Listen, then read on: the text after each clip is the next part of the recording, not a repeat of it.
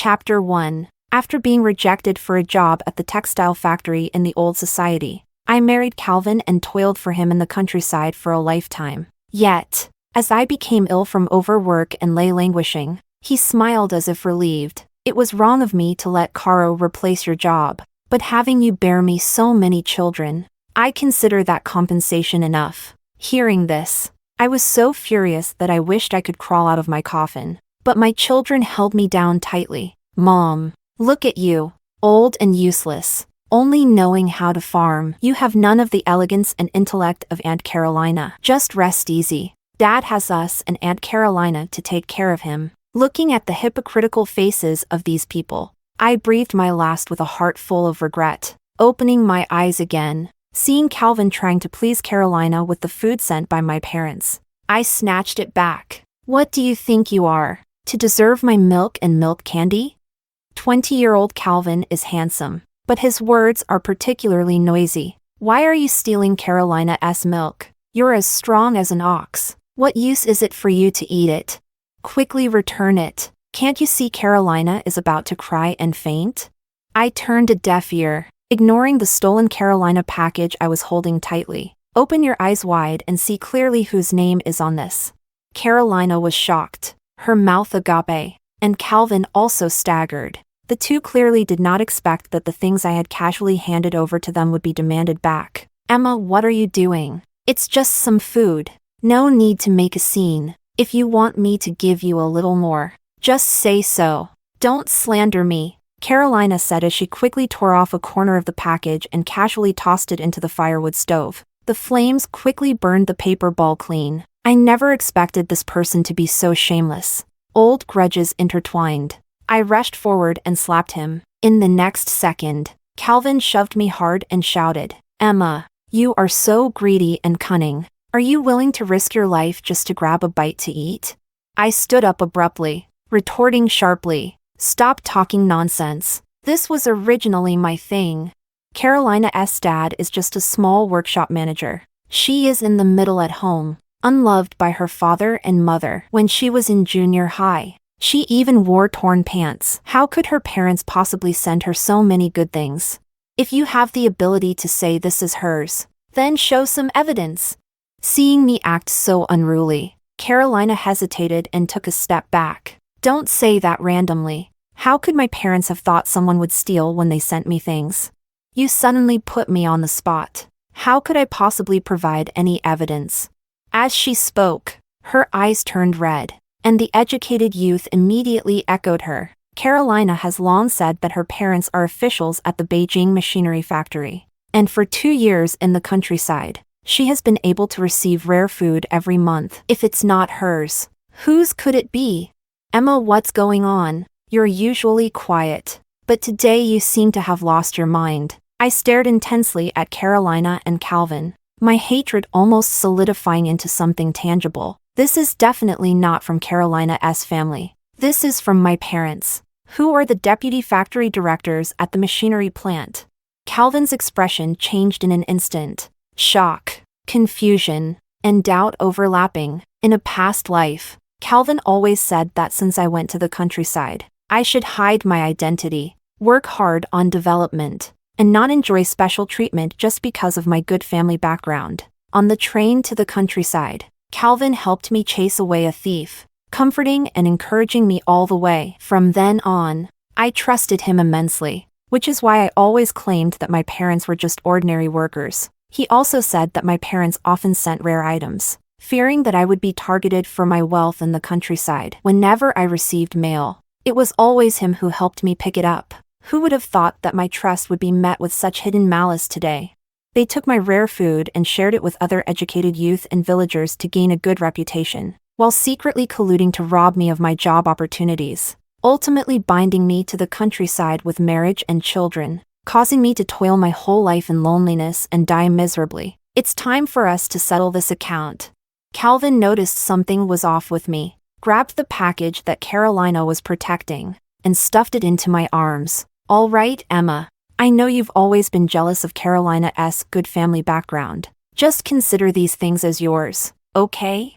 I only ask that you stop causing a scene. Chapter 2. I was so furious at his words that my whole body trembled. But I knew that, in my current situation, I was isolated and vulnerable. If I continued to tear at this, it would only be detrimental to myself. Thinking this, I turned my eyes. This is mine to begin with. Stop putting labels on me. Carolina, don't cry here. Just get out quickly. Carolina ran away crying. Calvin hurriedly chased after her, and the dark crowd suddenly dispersed. I threw my things haphazardly onto the bed, lit the kerosene lamp, and quickly wrote a letter home. In my previous life, my family was targeted, and my parents had no choice but to send me to the countryside as an educated youth. After staying in the countryside for 2 years, they contacted the textile factory in the county town, allowing me to take the recruitment exam, and later arranged a reasonable exchange to return to the city using a position from the capital. But that damn Calvin told Carolina about the job recruitment news. We took the exam together, and not only did he let Carolina replace my job, but he also lied to me saying my parents had died in an accident. The educated youth station required the female comrades to take turns cooking, but I couldn't. It was Calvin who, under the mocking gaze of the male comrades, willingly helped me cook. Besides that, he also did many small things for me, so I always regarded him as a guiding light in the countryside, obeying him in everything. The things my parents sent were all handled by him. I never thought he would lie to me. I never expected that he, fearing I would return to the city, would despicably force me to keep having children, binding me to the countryside for a lifetime. With tears in my eyes, I finished writing the family letter, hastily wiped my face, took out a bottle of milk from my package, and knocked on the door of the educated youth Martin. Martin was in the same group sent to the countryside as me. Our relationship is usually lukewarm, but I know he is very tight-lipped. Martin, this is for you. Martin stared blankly at the item in his hand. Big sister, what are you doing? No work, no rewards. I didn't have time to explain everything to him and pushed the item he returned back into his hands. I know you are strong, can hunt, and often go to town to trade wild rabbits for goods. You are familiar with the city, and I want to ask you to help me find the postman. Martin awkwardly scratched his head. Isn't your stuff usually taken care of by Calvin? What's going on today? I desperately tried to control myself, but my voice still choked up. He always takes the things sent from my family and gives them to Carolina, allowing Carolina to use my things as favors. Seeing that I was about to cry, Martin didn't bother to ask for details and readily agreed to help me deliver the letter and retrieve the reply. I know that although he is somewhat rigid, he is fiercely opposed to evil and will definitely follow through on his word. A huge weight was lifted from my heart, and I sighed in relief before falling asleep. Early the next morning, Calvin arrived. I shot him an annoyed glance, but he, on the other hand, naturally sat down beside me. Emma, Aunt Carolina has a child. With a child's temperament, why do you bother with her so much? Besides, she is still my cousin. If we get along well in the future, you will be her true cousin-in-law. Even if you are unwilling in your heart, you can't make things difficult for your own cousin in front of everyone. Can you? What should I say?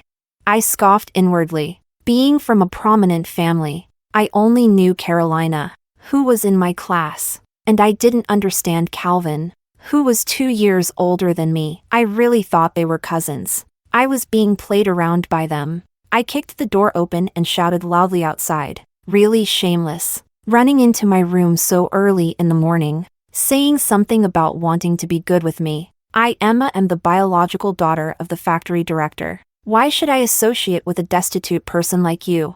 Shameless thing. Get out of here. I have no relationship with you whatsoever. In the past, I did have some feelings for Calvin and almost obeyed him completely. He thought he could use his good looks to keep me, but he didn't expect that I would directly call everyone over to watch the fun. Stunned for a moment, Calvin gritted his teeth and spoke. Emma, you really are something. If you have the ability, then don't cry and beg to marry me in the future. I snorted coldly and was about to continue cursing, but saw Carolina happily running over. Calvin, I can go back to the county town now. Chapter 3. There was no surprise in Calvin's eyes, but his expression turned exceptionally joyful. Did the textile factory hire you after the exam? That's really great. They were beaming with joy, but my heart sank. How is this possible? Martin agreed to help me keep an eye on the emails. So why were they still intercepted? The letters I send home take at least 4 or 5 days to arrive, and back and forth it will waste at least 10 days. Now I am weak and powerless. By the time my parents' letter arrives, I fear Carolina will have already completed her onboarding, and everything will be settled. I was anxious and blurted out, "Impossible. I am at the top of my class, while Carolina is always at the bottom. How could she get in and I didn't?" Moreover, the job at the textile factory in the county town was arranged by my parents for me. "You have taken my job." Calvin and Carolina were both stunned, exchanging terrified glances. They only knew that they intercepted my letters and stole my job at the textile factory, but they had no idea how I found out about all of this. Calvin was the first to react, clearing his throat and reaching out to pull me. "Don't talk nonsense. That job was arranged by Carolina's parents. What does it have to do with you?" I shook him off and glared back coldly. "Stealing my mail, stealing my work points, and now still thinking of taking my job. If you have the guts, come with me to the team and let the team leader see who is right and who is wrong." The villagers, eager for excitement, immediately responded and crowded around us as we headed towards the team. Carolina looked flustered and at a loss, but as I walked beside the two of them, I saw Calvin comfortingly squeeze her hand. I felt a slight panic in my heart, but I suppressed it and raised my eyes to meet the gaze of the team leader. I reported, "The educated youth Calvin and the educated youth Carolina have deceived me out of my work points, taken my package, and stolen my job at the textile factory." Seeing that I dared to say such things in front of the team leader, the crowd erupted in a commotion, buzzing with discussion. Carolina was so scared that she burrowed behind Calvin, but Calvin was completely unafraid, glaring at me. "Emma, you're talking nonsense. Work points are Carolina earned through hard work. Milk, candy, beef jerky, and milk were all sent from their home. This job," he said, holding Carolina's hand with one hand and raising the letter in her hand high, "was also found by Carolina's parents after exhausting all their efforts for her. All of this is the result of their hard work, and has nothing to do with you, Emma."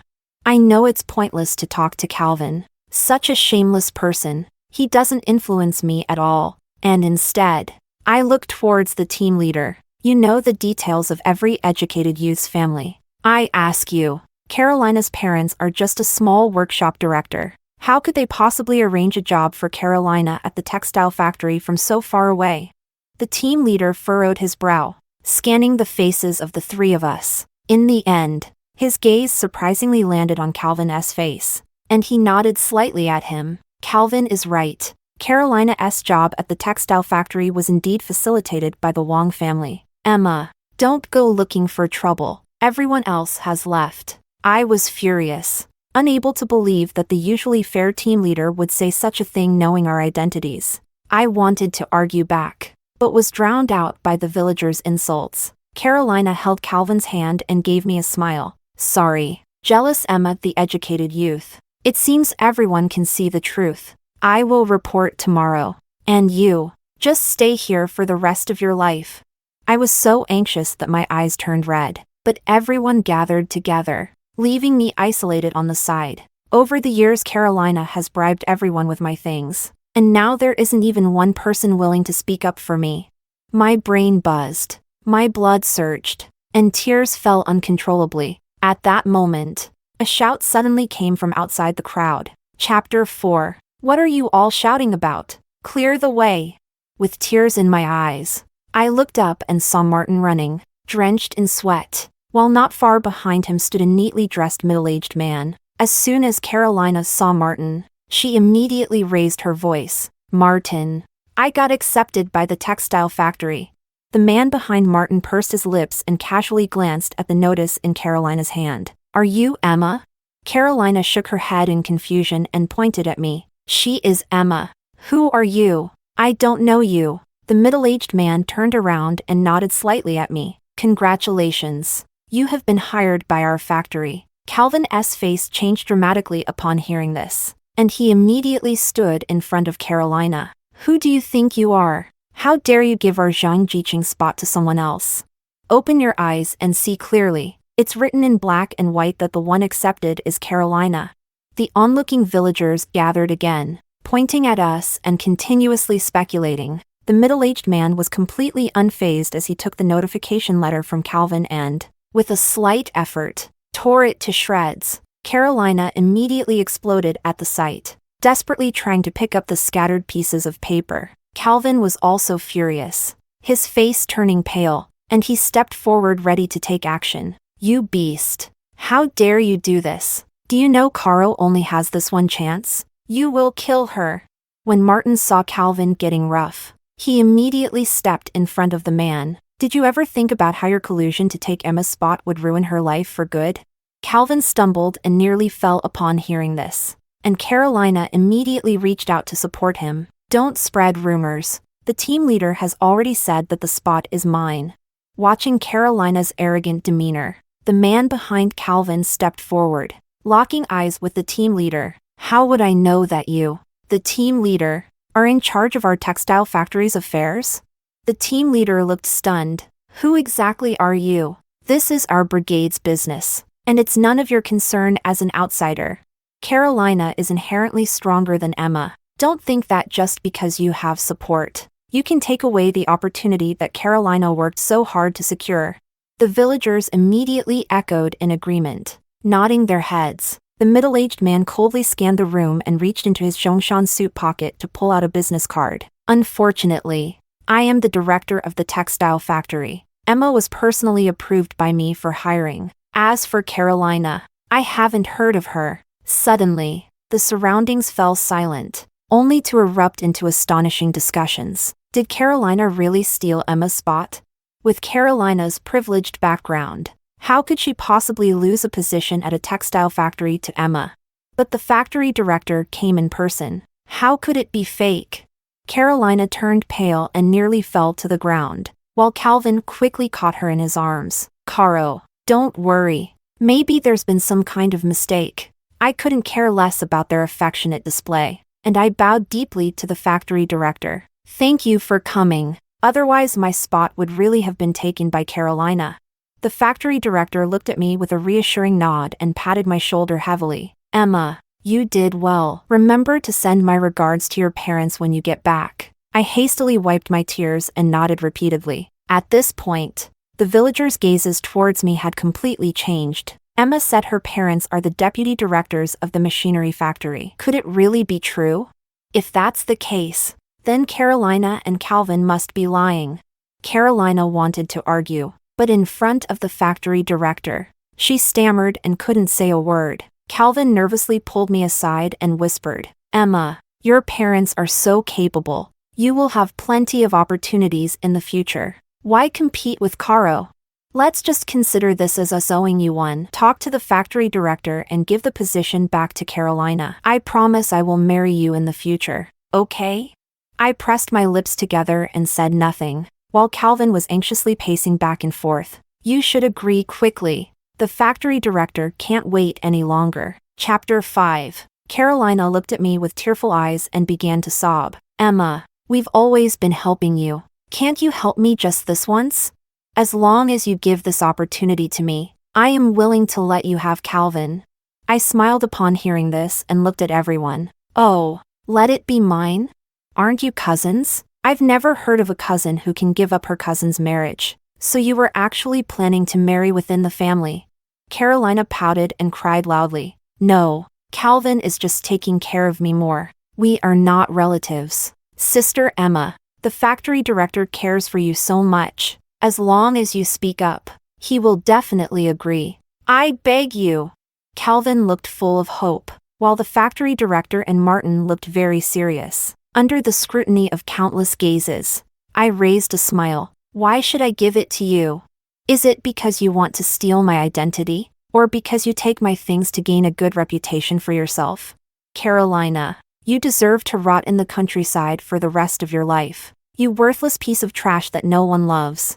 Carolina was momentarily stunned, desperately pointing at me with one hand. You stammered for a long time, but couldn't say another word. I shot a glance at the two of them, flicked my braid, and briskly invited the factory director and Martin into my home. As soon as he entered the door, Martin picked up a ceramic cup and poured himself 2 cups of water. Emma, Calvin bribed the postman with your things. I went to town to get the mail, but the postman insisted he had nothing for you. Fortunately, I was clever and didn't rush back. Instead, I went to the textile factory to inquire, and by chance, I ran into the factory director. You wouldn't believe it. I almost ran myself to death. I was amused by him and quickly took out something to entertain him. Before I could finish my words of gratitude, the door was suddenly kicked open with a bang. Emma, you disregard ethics and engage in inappropriate relationships, using your beauty to seduce the factory director into giving you special treatment. Do you know your crime? My recently improved mood was crushed by this big hat, and I slammed the table and stood up abruptly. Stop talking nonsense. The factory director is over 40. How could I possibly? Before I could finish my words, Calvin burst in with a group of people, surrounding us in the center with an aggressive demeanor. "Ah, you even know he could be your father. Then why did you betray me and do such disgusting things to exchange your body for a future?" I was left speechless by Calvin's words, looking at the man in front of me, panting heavily. I could hardly believe that in my past life, I was trapped in the countryside for a lifetime because of such trash. At this time, especially in the countryside of this era, his words undoubtedly made me feel like I wanted to die. I was trembling with hatred. Carolina poked her head out from behind the crowd with a grin. "Sister Emma, you are clearly inferior to me. How could it be you who got accepted? I understand that you dislike the countryside and want to return to the city, but you absolutely should not have done something like this." I rushed forward wanting to tear their mouths apart, and Carolina immediately screamed and hid back into the crowd. The factory director's face turned completely dark as he slammed the cup forcefully onto the table, his finger trembling as he pointed at the crowd. "You must not listen to hearsay. I have never seen Emma before. Although Emma has family connections, her performance in the textile factory assessment was genuinely the best. By wantonly slandering a female educated youth, you are pushing her into the fire pit." The villager shrugged dismissively. "This Emma is useless at everything. She even needs to hire someone to cook for her. To say she got her position through merit is truly laughable." I was so angry that my voice began to tremble. "I can't handle a big pot of rice, but that's because I'm the most favored at home and have never done any heavy labor since I was a child. Besides, there are so many people monitoring the assessments at the textile factory. How could there possibly be favoritism?"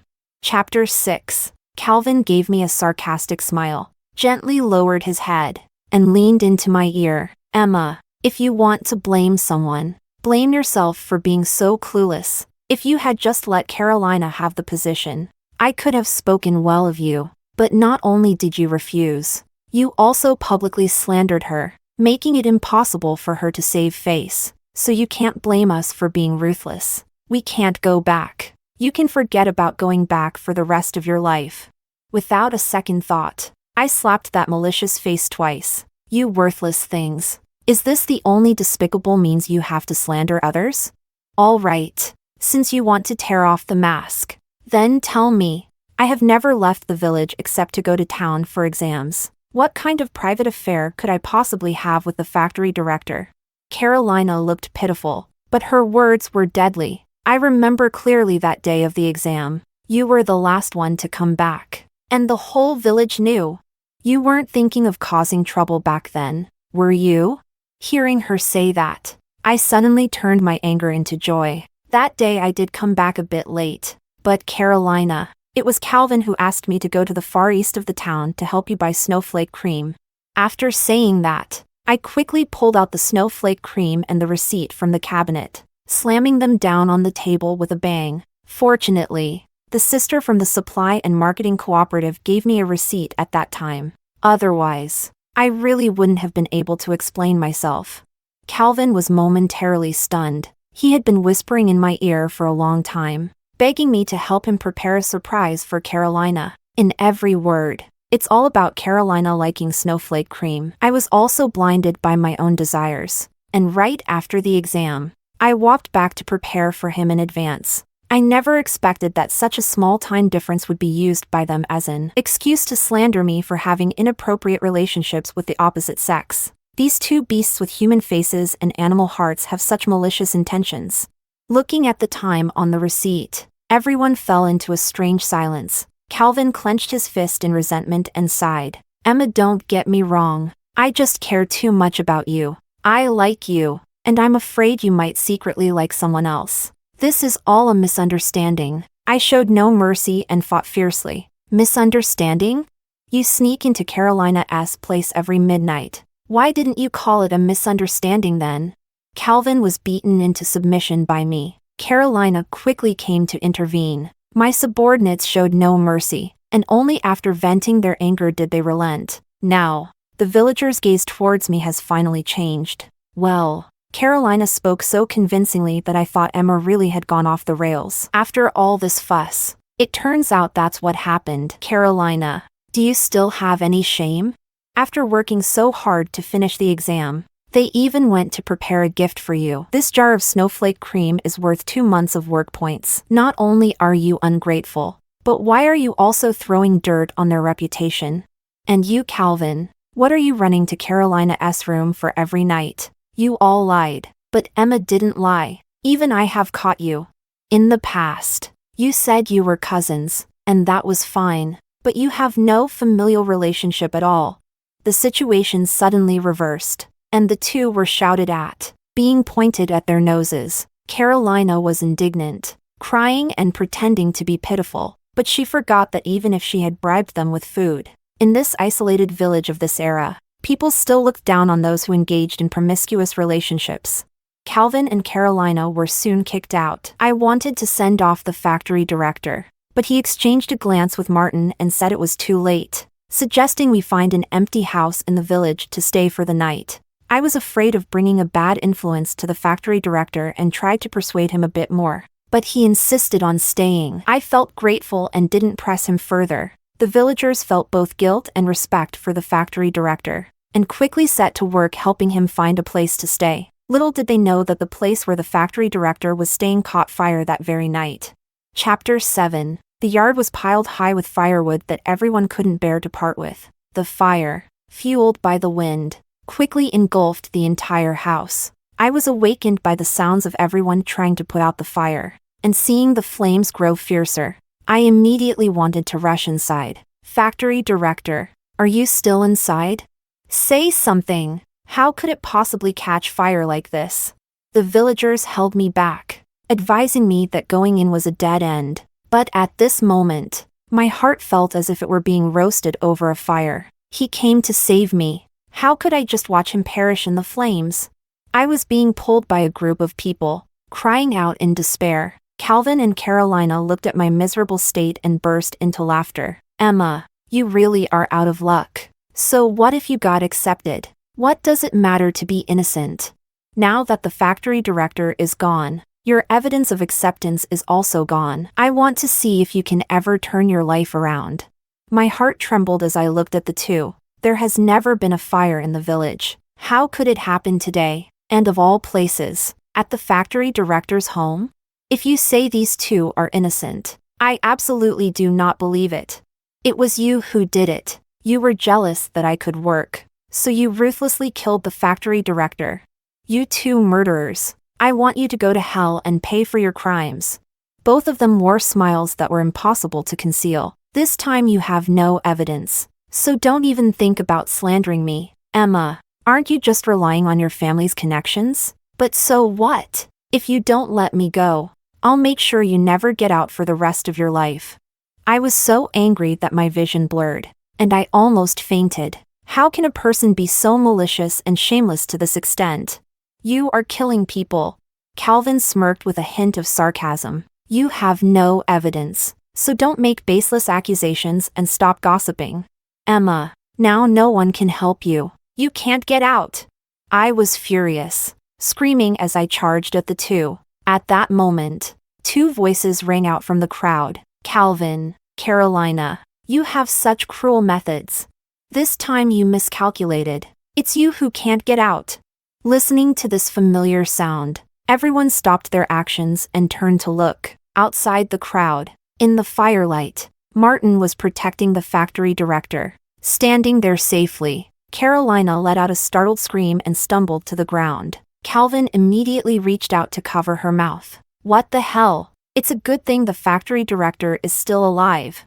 Don't talk nonsense. This has nothing to do with us. Carolina, as if waking from a dream, nodded obediently. Yes, yes, yes. It's truly wonderful that you are okay. Factory director, we are all happy for you. The factory director smiled coldly. Not necessarily? How could you two, the murderers who conspired to kill, be happy because I died and came back to life? His voice contained an underlying anger, frightening the two into retreating repeatedly. Don't talk nonsense. You have no evidence. It's dry and hot. Who knows what you did to cause the fire? The factory director did not argue with them, but instead looked at Martin. Martin slightly raised his hand, and the crowd immediately began to shout, "It's the camera!" Calvin quickly looked up, then his knees buckled, and he knelt on the ground. Seeing his and Carolina's pale faces, the villagers immediately understood and quickly tied the two of them up tightly. I was so moved that tears streamed down my face. Factory director, thank you. I thought something really happened to you. The factory director smiled without a care. Emma, you're being too formal. It was your grandfather who carried my dad back from the battlefield all those years ago. Without your family, there would be no me today. I was taken aback. I only knew that my parents had a good relationship with him, but I didn't know there was this layer of connection. With the factory director's words, the villagers' gazes completely changed. Emma, I didn't expect your ancestors had been to the battlefield, so that means your family are great heroes. Calvin, Carolina, you repeatedly humiliate the descendants of heroes, and still want to commit arson and violence. You deserve to die 1,000 deaths. As he spoke, a group of people rushed forward, and amidst the flurry of fists and kicks, the two quickly ended up bruised and kneeling in surrender. We were just momentarily blinded by greed. We never intended to kill.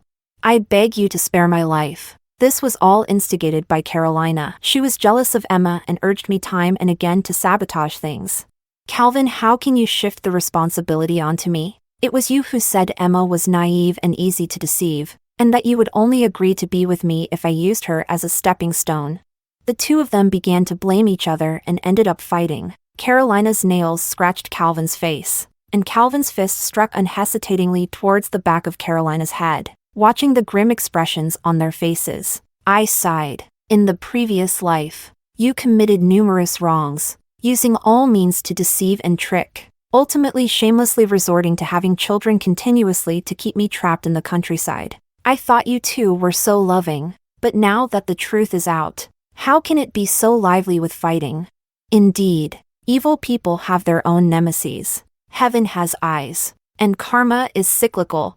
Chapter 8. In the end, it was the team leader who intervened and locked the two of them in the village's ancestral hall to await their fate. I was afraid they would cause more trouble, so as soon as it was light, I followed the factory director to the town. Sitting in the spacious and bright workshop, I couldn't help but feel a moment of daze. It turns out that while I was struggling to make a living in the countryside, they were living such a happy and comfortable life. Having once lost everything, I cherish it all the more. I arrive at work the earliest and return to the dormitory the latest, and soon I was recognized as a model worker, proudly wearing a big red flower on my chest.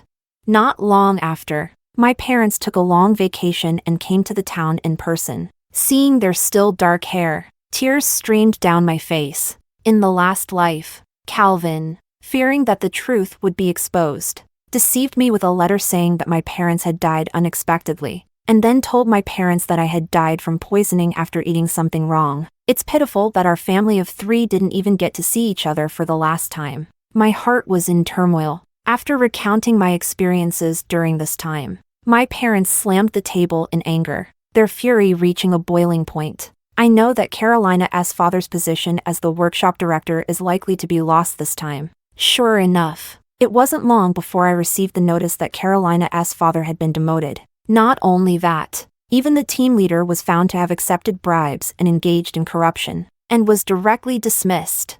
Carolina, who was already the least favored at home, was left with no way out and was completely dumbfounded. In order to seek a new path, she actually went ahead and got a marriage certificate with Calvin. Not long after the two got married, Calvin used the excuse of needing to take the college entrance exam to force Carolina to hand over all her valuable belongings to pawn. Now, not only have their reputations been ruined, but they also face everyone's disdain because of the humiliation they inflicted on me. No one is willing to help them with labor just because they are educated youth. Calvin, although he got the book back, he had to work from dawn until dark every day. How could he find time to study? In the first year, Calvin didn't get into college, while I was maneuvered back to the capital city by my family. In the second year, Calvin frantically pressured Carolina to help him regain his share of the work points, and the once charming Carolina aged rapidly due to her relentless labor day and night. But even so, Calvin still couldn't manage to pass the exam on his own. After the policy relaxed, I used my family's connections to help Martin return home, who had once helped me. Until Martin comes back, these two people are still in the countryside rolling up their pants to plant rice. I heard Carolina is pregnant. The first child died in the womb due to exhaustion, but the second one was born. However, Calvin thinks the child is a burden and actually took it to town to exchange for money.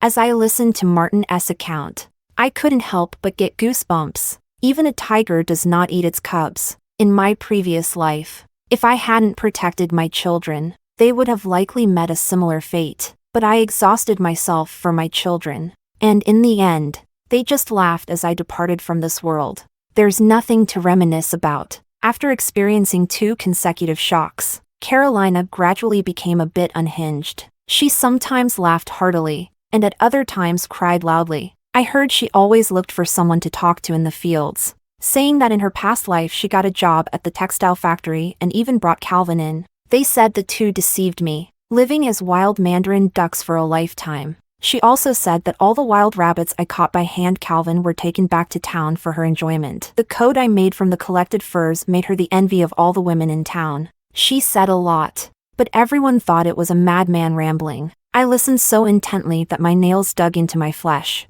It turned out that in places I didn't know, they were living such carefree and happy lives. Only in this life Carolina has been kicked out of her home to marry someone else, while Calvin has no abilities and has become a drunken wife-beater, a useless person who wakes up every day complaining about the world. Our destinies have finally returned to the right path. Not long after, I used the experience I had heard from others in my previous life to head south and trade clothing and tapes, quickly earning a fortune, and then used that money to expand my business in response to the call, soon becoming a well-known entrepreneur in the surrounding areas. The factory needs to expand its workforce, so I personally went to the countryside to recruit. The villagers who used to help Carolina Calvin speak ill of me now look at me with increasing respect, fearing they might not be chosen, and I couldn't care less about those things.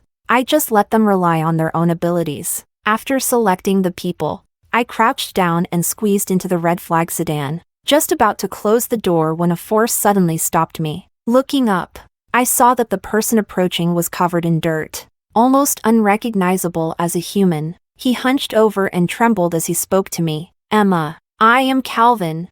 I know deep down you can't let go of me. You came back specifically to recruit me, just to take me away, right?" As he spoke, he tried to squeeze into the car, but before his hand could touch me, someone behind him yanked him back hard. "Calvin, you beast. I knew you still had feelings for Emma." Calvin didn't hesitate, slapping the person in the face. "Carolina, you shrew. He is now a big boss. What do you, an illiterate, understand?" Carolina ignored everything, throwing punches and kicks at Calvin, and in no time, she was kicked down by Calvin. I looked on coldly for a while, found it uninteresting, turned my head straight, and stared ahead. "Let's drive. There are already enough people. I will not come back to this place. Yet some people will be completely forgotten on this land.